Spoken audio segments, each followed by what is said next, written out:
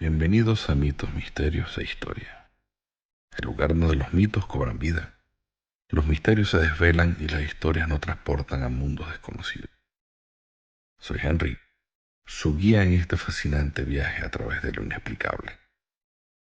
Cada semana exploraremos relatos intrigantes, leyendas olvidadas y enigmas que han desconcertado a la humanidad a lo largo de los siglos. Así que prepárense para abrir sus mentes y dejarse llevar por la curiosidad.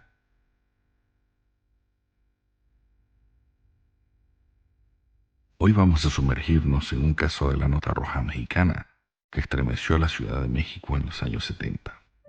La historia de María Trinidad Ramírez Poblano, conocida por todos como la tamalera de Portales. Un relato en que la miseria, el maltrato y la desesperación culminan en un crimen insólito que no dejó indiferente a nadie. Ponte cómodo, pero te advierto, esta historia no es para corazones débiles. Es 1971, Ciudad de México. En la colonia Portales, María Trinidad Ramírez Poblano es conocida en el vecindario como una mujer humilde que, a pesar de las dificultades de ser madre soltera de 5 hijos, se gana la vida vendiendo tamales en las esquinas. Día a día, María instalaba su carrito de tamales frente a una panificadora en Ermita, Iztapalapa. El aroma de sus tamales recién hechos llenaba las calles y sus clientes, vecinos y transeúntes habituales ya la conocían como la tamalera. Sin embargo, detrás de esa vida sencilla, el hogar de María escondía una historia oscura de abusos y violencia. María vivía junto a su pareja, Pablo Díaz Ramírez, quien no solo era conocido por su oficio de peluquero, sino también por sus antecedentes penales, y según los vecinos, por los maltratos que ejercía sobre María y sus hijos. Aparentemente, la vida cotidiana de esta familia era una pesadilla. María Trinidad creía que por fin había encontrado la paz en su hogar, pero no pasó mucho tiempo antes de que sus sueños se desvanecieran. La relación con Pablo se transformó en un verdadero infierno. Los abusos, tanto emocionales como físicos, comenzaron a pasar sobre sus hombros. Las golpizas a sus hijos, las humillaciones constantes, todo culminó una noche en que la ira de Pablo estalló sin previo aviso. Era una noche como muchas otras, cuando Pablo, furioso, golpeó brutalmente a sus 3 pequeños hijastros, solo porque habían manchado unas prendas limpias al saltar sobre la cama. La rabia de María Trinidad no pudo ser más grande.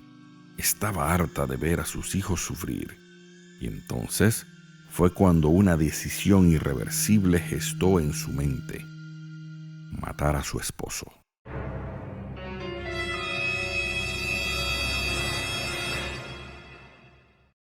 María Trinidad, ya desesperada, tomó un bate de béisbol mientras escuchaba los apagados lamentos de sus hijos en la otra habitación. En un abrir y cerrar de ojos, descargó el bate sobre la cabeza de Pablo. El hombre, que se encontraba dormido frente al televisor, no tuvo tiempo de reaccionar. Un segundo golpe lo dejó convulsionando y, con miedo de que pudiera sobrevivir, María Trinidad continuó con su ataque. El miedo a ser descubierta, a ser asesinada por el mismo hombre que había maltratado a sus hijos, la llevó a un estado de pánico. El miedo y la confusión gobernaron su mente, pero lo que parecía ser un ataque impulsivo se convirtió en un plan macabro. Luego de algunos momentos de angustias, ella decidió que, para asegurarse de que Pablo no regresara de su estado, debía deshacerse de su cuerpo de una manera definitiva. En medio de la desesperación, María Trinidad salió a la calle, se acercó a su vecina y le pidió prestado un hacha. Le explicó que la necesitaba para partir el ocote que utilizaría para encender su brasero. Pero lejos de ser una solicitud inocente, El hacha tenía un propósito mucho más oscuro. Cegada por un gran desequilibrio emocional, María Trinidad comenzó a desmembrar el cuerpo de Pablo.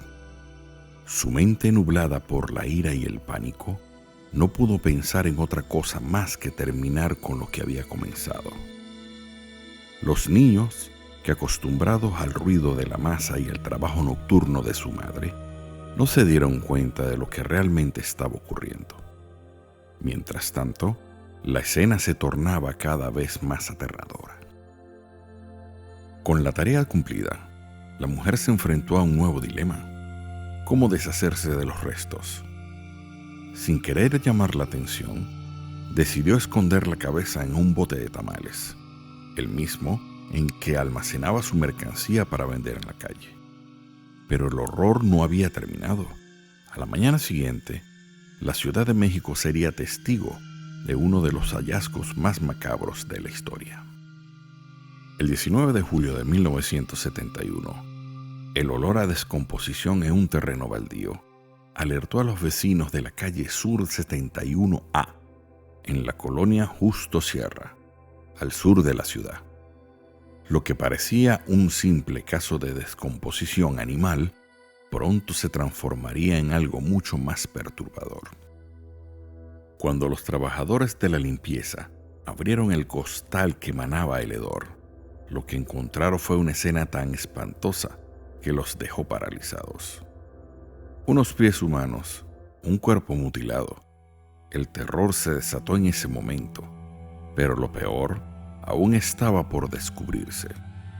Los investigadores, al revisar el archivo de Pablo Díaz, encontraron que vivía en la colonia Portales con su esposa María Trinidad Ramírez Poblano, conocida como la tamalera, quien vendía tamales en la vía pública. Se dirigieron a la calle Pirineos 15, donde vivían, y se encontraron con Trinidad, una mujer india otomí de 45 años, que no mostró sorpresa cuando le informaron de la muerte de su esposo. Ante la frialdad con la que reaccionó, los agentes sospecharon de ella. Sabía más de lo que decía. Trinidad explicó que su esposo estaba muy nervioso en los últimos días, ya que en varias ocasiones había sido detenido por vender marihuana. También mencionó que Pablo tenía enemigos en la lucha libre, donde era un aficionado y que le habían amenazado. La policía comenzó a investigar la relación de Trinidad con Pablo, y al poco tiempo, Trinidad comenzó a revelar detalles espeluznantes.